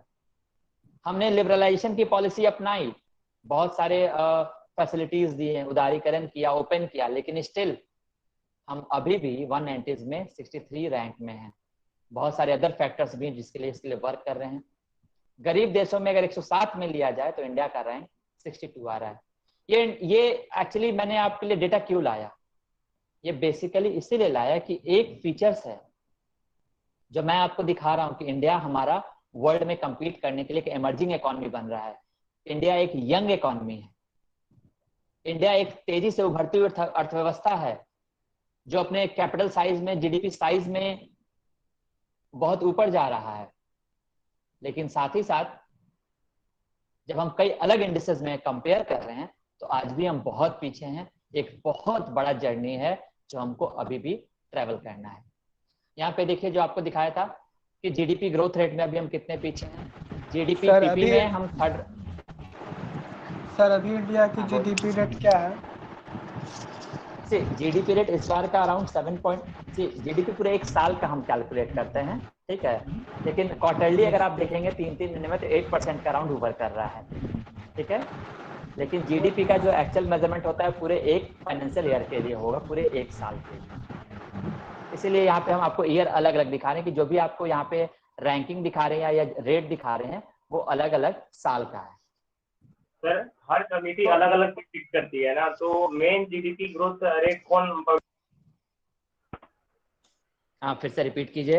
हर कंपनी जीडीपी ग्रोथ रेट अलग अलग प्रेडिक्ट करती है ना, तो मेन हम कौन कंपनी या कंट्री की बात कर रहे हैं? कमेटी की बात कर रहा हूँ। आप देश की बात कर रहे हैं ना, कंट्री ना? नहीं, जैसे कि आरबीआई करता है या फिर इसी तरह से और भी कैसे। हाँ ठीक है मैं समझ गया आपकी बात। देखिए अलग अलग ऑर्गेनाइजेशंस हैं जो अपने अपने इंडिकेटर्स के आधार पे प्रोजेक्ट करती हैं कि किसी कंट्री का ग्रोथ रेट या किसी का अलग अलग जो इंडिकेटर्स है, मैक्रो इकोनॉमिक इंडिकेटर्स, वो कितना रहेगा। जैसे इंडिया में आपने कहा आरबीआई का एग्जांपल लिया, वर्ल्ड में आईएमएफ का अपना आता है, वर्ल्ड बैंक का अपना आता है, एशियन कुछ ऑर्गेनाइजेशन है उनके अपने डेटा आते हैं। तो अलग अलग ऑर्गेनाइजेशन है जो मेजर करती हैं, ठीक है, अलग अलग। इसीलिए ये प्रोजेक्टेड होता है, इसीलिए हम लोग कहते हैं कि प्रोजेक्टेड है। हो सकता है उन्होंने जो इंडिकेटर्स लिया उसमें उनको लग रहा है कि इंडिया 10%, जैसे आरबीआई ने जो लिया उसमें उनको लग रहा है कि 2021 में हम 10.5% ग्रो करेंगे। आरबीआई ने मेजर किया कि अभी जो ग्रोथ रेट चल रहा है इसके हिसाब से हम इतना ग्रो करेंगे। नेचुरली इससे कम हो जाएगा क्योंकि फिर से कोरोना का सेकेंड वेव आया और आपके यहाँ लॉकडाउन लगा, तो नेचुरली अब वो फिर नया जो प्रोजेक्शन होगा, क्योंकि इस पीरियड में जो 1 महीने का अभी जो फेज रहा जिसमें लॉकडाउन रहा कंप्लीटली, इसमें कोई प्रोडक्शन हुआ नहीं होगा या बहुत कम हुआ होगा। तो अब जब रिवाइज एस्टिमेट आएगा इसका, फिर या तिमाही रिपोर्ट आएगी तो प्रोजेक्शन कम हो जाएगा। तो अलग अलग इंडिकेटर्स के आधार पर हम मेजर करते हैं कि हमारा ग्रोथ रेट कितना रहेगा, ठीक है। तो आरबीआई का अलग हो सकता है, आईएमएफ का अलग हो सकता है, लेकिन ऐसा नहीं कि वो बड़ा गैप होगा। ये हो सकता है ये 10.2 कह रहे हो तो वो 10.8 कह रहे होंगे, ये 9.8, यानी कि बहुत बड़ा डिफरेंसेस नहीं आ रहा है। अगर डिफरेंसेस आ रहा है तो मे बी ये हो सकता है कि जो कैलकुलेशन पीरियड लिया जाए वो डिफरेंस हो सकता है। जैसे बहुत सारी ऑर्गेनाइजेशन 1 जनवरी टू 31 दिसंबर ले रही है, आपकी कंट्री आरबीआई अगर करेगी तो वो 1 अप्रैल टू 31 मार्च कर रही है, क्योंकि हमारा वो फाइनेंशियल ईयर है, तो उसमें चेंजेस थोड़े बहुत आ जाते हैं। तो लास्टली क्वेश्चन बस ये लास्ट 1 मिनट में ये लास्ट स्लाइड आपको खत्म कर दूं, उसके बाद हम क्वेश्चन आंसर सेशन पे आ जाएंगे, ठीक है। तो हमने देखा इन सारी चीजों को देखे कि ग्लोबल वैसे इंडियन एक इमर्जिंग इकोनॉमी बन रही है, हम लोग डेवलप कर रहे हैं, हमारे डेमोग्राफिक डिविडेंड हमारे यहाँ फेवर में है, लेकिन अभी भी कुछ सेक्टर्स में हमें फोकस करना है, that is human capital, human resource पे फोकस करना है, क्योंकि ये स्किल्ड पॉपुलेशन है जो एक्चुअली हमारे रिसोर्सेज को बेटर यूटिलाइजेशन में और इकोनॉमी के बेटर ग्रोथ में कंट्रीब्यूट करने जा रही है। साथ ही साथ 3 सेक्टर्स की अगर हम बात करते हैं, प्राइमरी सेक्टर, सेकेंडरी सेक्टर और टर्शियरी सेक्टर, तो हमें तीनों सेक्टर पे फोकस करना होगा। सर्विस सेक्टर में हम लोग बहुत अच्छे हैं, आज भी हमारे देश का मोर देन 50% ऑफ जीडीपी का जो शेयर है वो टर्शियरी सेक्टर से आता है। सर्विस सेक्टर में हम वर्ल्ड में बहुत इंपॉर्टेंट प्लेयर हैं, लेकिन जैसे ही मैन्युफैक्चरिंग की बात आती है हम बहुत पीछे हो जाते हैं। एग्रीकल्चर सेक्टर और सर्विस सेक्टर एक लेवल पर सैचुरेट होता है, एक मैन्युफैक्चरिंग सेक्टर ही है जो लगातार ग्रो कर सकता है। और वर्ल्ड के जितने भी कंट्री ने अपने फेस ट्रांसफर किया है from under developed to developed stage, उनकी जर्नी में इंडस्ट्रीज मैन्युफैक्चरिंग सेक्टर सबसे इंपॉर्टेंट रहा है, ठीक है, राइट फ्रॉम इंडस्ट्रियल रिवॉल्यूशन। तो इंडिया को भी तीनों पे, प्राइमरी सेक्टर, सेकेंडरी और टर्शियरी पे फोकस करना है, but main focus should be on secondary sector as of now. और ह्यूमन कैपिटल पे जो हम बात करते हैं कि भारत हमारा सेल्फ डिपेंडेंट बनेगा, आत्मनिर्भर बनेगा, ये तभी पॉसिबल हो पाएगा कि फॉरेन में जो बेस्ट टेक्नोलॉजीज है वो हमारे यहाँ भी हो, जो मैन्युफैक्चरिंग हम बाहर से आयात कर पा रहे हैं उसका import substitution industry primary sector, secondary sector क्या है? अच्छा ठीक है, मैं एक मिनट बता रहा हूँ। और जो हम ग्लोबल लीडर की बात करते हैं, विश्व गुरु, तो याद रखिए ग्लोबल लीडर वही बन पाया जिसकी इकोनॉमी मजबूत है, ठीक है। यूएस अगर ग्लोबल लीडर है और चाइना को हम कहते हैं आगे ग्लोबल लीडर होने जा रहा है, इट इज ओनली बिकॉज उसका इकोनॉमी मजबूत है। तो वर्ल्ड में सबसे मजबूत कंट्री वो नहीं जिसके पास सबसे ज्यादा हथियार हैं, बल्कि वो जो इकोनॉमिकली सुपर पावर है। तो इट इज इकोनॉमी जो आपको ग्लोबल पावर बना सकता है, ग्लोबल लीडर बना सकता है, जिसकी कल्पना हम करते हैं।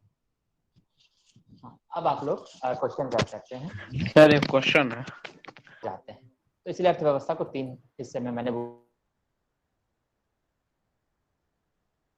बोला, प्राइमरी, सेकेंडरी और एलपीजी रिफॉर्म के बाद प्राइवेटाइजेशन हुआ और ऐसा माना जाता है कि प्राइवेटाइजेशन होने के बाद जॉब क्रिएट होता है, लेकिन इंडिया में ऐसा नहीं हुआ और आज भी अनएम्प्लॉयमेंट एक बहुत बड़ा मुद्दा है। ऐसा क्यों हुआ सर?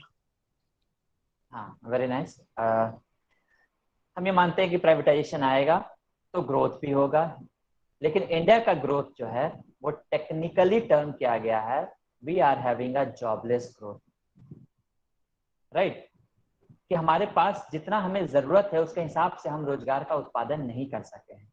और उसका रीजन मैंने अभी पूरा जो लेक्चर डिस्कस था वही था कि आपका मैन्युफैक्चरिंग सेक्टर है जहां पे आपको, देखिए बहुत सिंपल से समझने की कोशिश कीजिए, एग्रीकल्चर सेक्टर जहां पे लगने चाहिए 15% लोग, वहां लगे हुए हैं 50% लोग, ये 35% लोग हैं, ये 35% लोग हैं जो डिसगाइज्ड अनएम्प्लॉयड हैं। एग्रीकल्चर सेक्टर में अब आप उनके लिए और ज्यादा रोजगार अवसर नहीं क्रिएट कर सकते, बल्कि आपको वहां से और निकालना है, क्योंकि आपका प्रोडक्शन हैवी है। आप आज एक फूड सिक्योर कंट्री है, कम से कम in terms of food grains. Second sector जो हम जिसकी हम बात कर रहे हैं, टर्शियरी सेक्टर, सॉफ्टवेयर सेक्टर, उसमें कौन पार्टिसिपेट कर रहे हैं? Highly skilled population. लेकिन आप अपना लिटरेसी रेट कंपेयर कीजिए, कितना % लोग हायर एजुकेशन में जा रहे हैं। तो सर्विस सेक्टर में भी सिर्फ जो हाई इंटेलेक्ट लेवल है या जो हायर एजुकेशन लिए हैं वो जा पा रहे हैं। तो ये बड़ा जो पॉपुलेशन है उसको आपको कहाँ एडजस्ट करना था? It should be adjusted in industrial sector, manufacturing sector. जी सर, लेकिन इंडस्ट्रियल सेक्टर को भी प्राइवेटाइजेशन कर दिया गया है, तो फिर जी किया गया। हाँ जी, ये बूस्ट क्यों नहीं हुआ फिर? वही बताना चाह रहे हैं, वहीं पे हम आ रहे हैं। ये 2 सेक्टर तो आप समझ लीजिए। अब हमको सारे को बूस्ट के लिए जो सबसे बड़ा रिस्पॉन्सिबिलिटी था वो सेकेंडरी सेक्टर के पास था, मैन्युफैक्चरिंग सेक्टर के पास, इंडस्ट्रियल सेक्टर के पास। लेकिन हमारा इंडस्ट्री उस तरीके से ग्रो नहीं हुआ। आपने ओपन कर दिया अपनी इकोनॉमी को दूसरे के लिए, आपने पूरे वर्ल्ड के लिए आपने ओपन कर दिया कि आप आके यहाँ इन्वेस्टमेंट कीजिए, लेकिन आपके यहाँ से ज्यादा एफडीआई चाइना में जा रहा है। जी क्यों? ये पूछ रहे हैं क्यों? जी हाँ, बिकॉज कोई भी कंट्री जब आपके यहाँ निवेश करता है, जब पैसा लगाना चाहता है, तो वो स्टेबिलिटी खोजता है, वो रिटर्न खोजता है, वो इंफ्रास्ट्रक्चर खोजता है। में मैंने आपको दिया कि वी आर स्टिल हैविंग, आजादी के इतने साल बाद भी we are having a poor infrastructure, power sectors, connectivity, transport. आज भी आपके यहाँ बहुत सेक्टर है। आपका गुजरात और ये सब का स्टेट काफी डेवलप है क्योंकि वो सी के पास है, ट्रांसपोर्टेशन उनका इजी है एक लैंडलॉक्ड स्टेट से आगे जाने के लिए। तो एफडीआई को क्रिएट करने के लिए हब को साथ ही साथ डिफरेंट टाइप के रेस्ट्रिक्शंस अभी भी हैं। मैंने कहा लाइसेंसिंग खत्म हो गया है, लेकिन अलग अलग विभाग से अभी भी सिस्टम है। ऐसा नहीं कि आप आके एनओसी लेना पड़ता है, तो आपको डिफरेंट डिपार्टमेंट से एनओसी लेना है, पर वो प्रक्रिया अगर जटिल कर दी जाए, ये जटिल है। तो सरकार उसको लिबरलाइज करने के लिए सिंगल विंडो सिस्टम लाया, एकल खिड़की प्रणाली। करप्शन रैम्पेंट है, करप्शन बहुत ज्यादा है। तो इन सब की वजह से जितना हम हर साल जो प्रोजेक्ट करते हैं उससे कम इन्वेस्टमेंट हमारे यहाँ आ पा रहा है।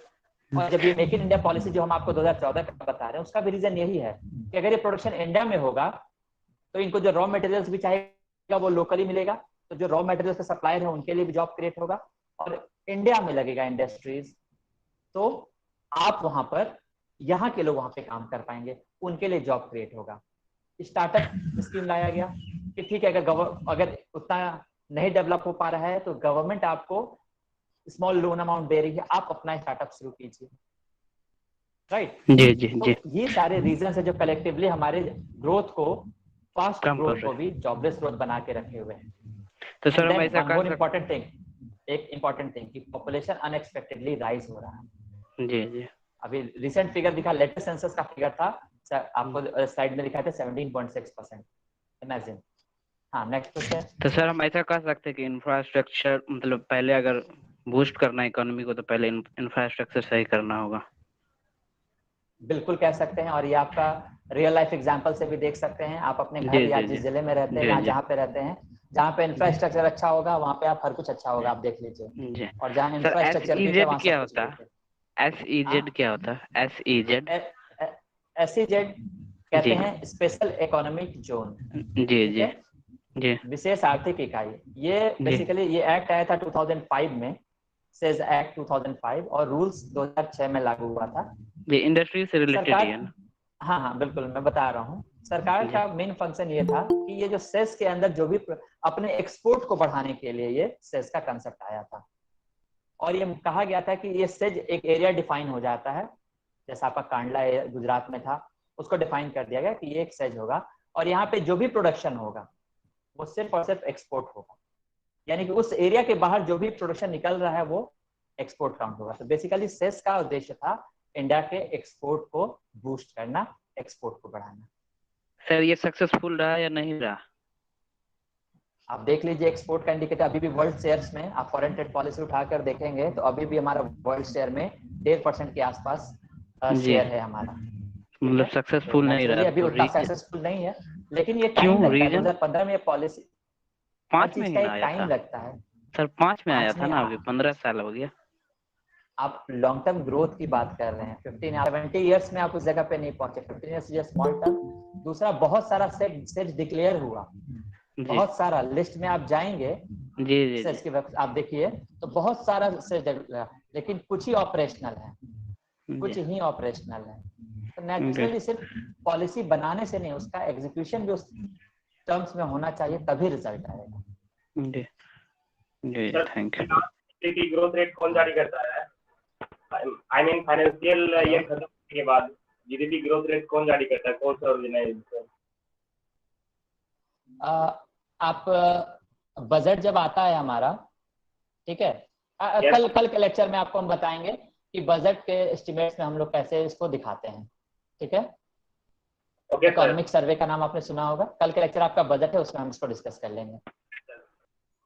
ठीक सर, आपने एक डेमोग्राफिक डिविडेंड के बारे में बताया है, तो डेमोग्राफिक डिसएडवांटेज क्या हो सकता है? यस, डेमोग्राफिक डिविडेंड डिसएडवांटेज क्या, और उनको गवर्नमेंट इंसेंटिव क्यों दे रही है?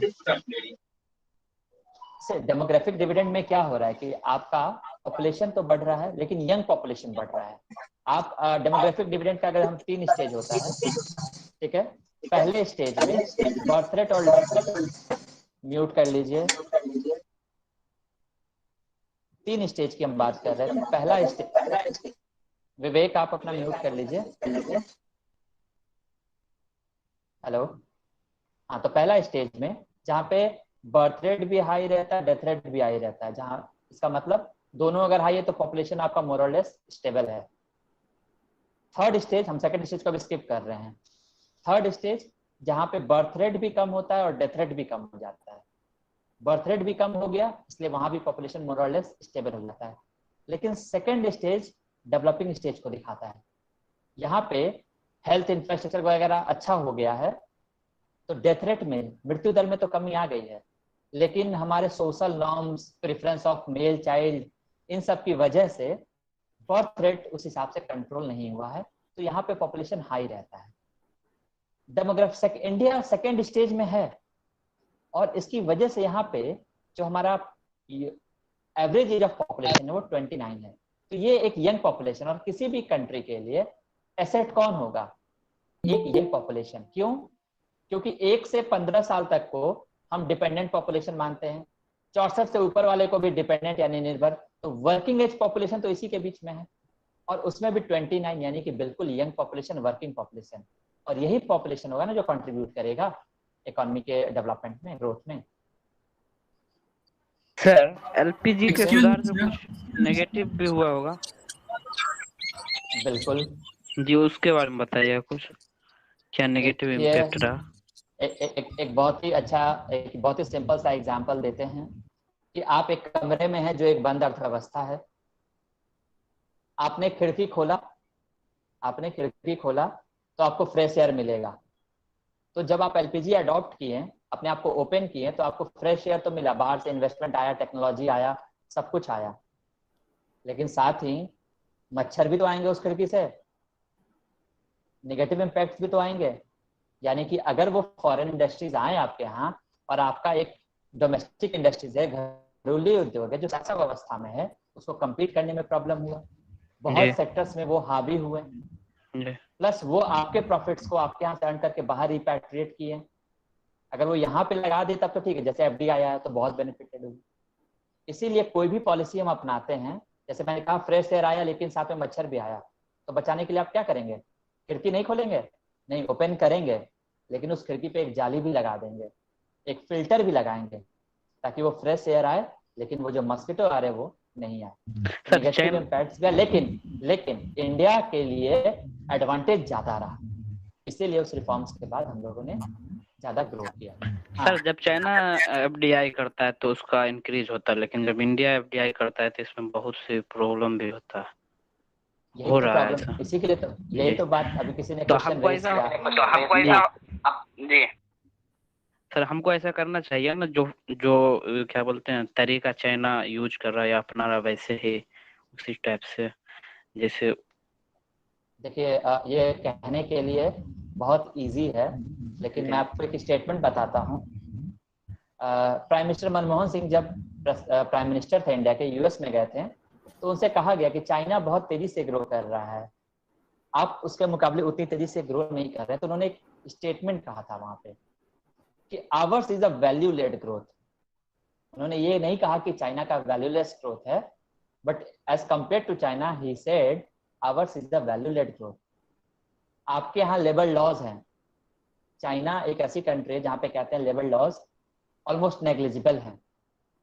आपके यहाँ मिनिमम वेज एक्ट जैसा एक्ट है जो लेबर का प्रोटेक्शन करता है, यूनियंस है, ठीक है। तो ये सारी जो चीजें हैं, एक इंडस्ट्रियलिस्ट के तौर पे देखिएगा, उद्योग के तौर पे, तो ये उनको अच्छा नहीं लगेगा। वो चाहेंगे कि कम पैसे में हम ज्यादा से ज्यादा काम करा लें। क्यों 8 घंटे का ही फिक्स आवर होना चाहिए इंडिया लेबर लॉ के हिसाब से? पर हमारा वैल्यू है, ठीक है, जहाँ पे ह्यूमन राइट्स की भी हम लोग स्थान देते हैं। इसीलिए डायरेक्टली आप चाइना से इस मामले में कंपेयर नहीं कर सकते। हाँ, लेकिन कम्पीट करने के लिए कम से कम वो जो इंफ्रास्ट्रक्चर फैसिलिटीज दे रहे हैं, जो ईज ऑफ डूइंग बिजनेस वो अपने आप प्रोवाइड कर रहे हैं, कंफर्ट प्रोवाइड कर रहे हैं जो बाहर के इंडस्ट्रीज को, वो आपको प्रोवाइड करना है, ठीक है। बिल्कुल कर सकते हैं, और ये किया भी जा रहा है धीरे धीरे, बट इट टेक्स टाइम। और कितना गवर्नमेंट इसके लिए फोकस्ड। सर जी हाँ सर, एक बात तो मानना पड़ेगा ना, और निफ्टी किस प्रकार से है? सर जो चाइना SEZ कर रहा है कोस्टल एरिया में, उसी को अपनाते हुआ इंडिया में भी हाल ही में एक वेस्टर्न साइड और ईस्टर्न साइड जो SEZ को लॉन्च किया, जो अभी हुआ नहीं है। तो एक तरीके से वो चाइना का कॉपी पेस्ट ही के रूप में देखा जा सकता है ना जी। सेस तो हम लोग 2005 में लाया था, और उसके पहले से उनके पास था नेचुरली। जी हम बोल रहे कोस्टल एरिया की बात करें, जैसे कोस्टल एरिया में लगाना, और अभी बात चल रही है कि आप पहले 2 लगाइए, एक वेस्टर्न साइड और एक ईस्टर्न साइड। कोस्टल एरियाज में पहले भी है, गुजरात में हमारा सबसे पहला जो था वो कोस्टल एरियाज में गुजरात साइड में ही था, और पहले भी एक ही बनाइए और बड़ा बनाइए इस टाइप से। दूसरा चीज एक करेक्शन की, अगर कोई आइडिया अच्छा है तो वो कॉपी पेस्ट नहीं है, हम चाइना का आइडिया अगर हमें अच्छा लगा ग्रोथ प्लान तो हमने उसको कॉपी किया। यही बात हम बोल रहे हैं कि करना ठीक है? चाहिए, करना चाहिए। तो वो कोई दिक्कत नहीं, और किया भी गया है। आपने कॉन्स्टिट्यूशन भी पढ़ा होगा, भारत संविधान भी पढ़ा होगा, तो बहुत सारे अच्छे आइडियाज हैं जो हमने दूसरी जगह से अपने कॉन्स्टिट्यूशन में मैक्सिमम तो दूसरी जगह से ही लिए हैं जी।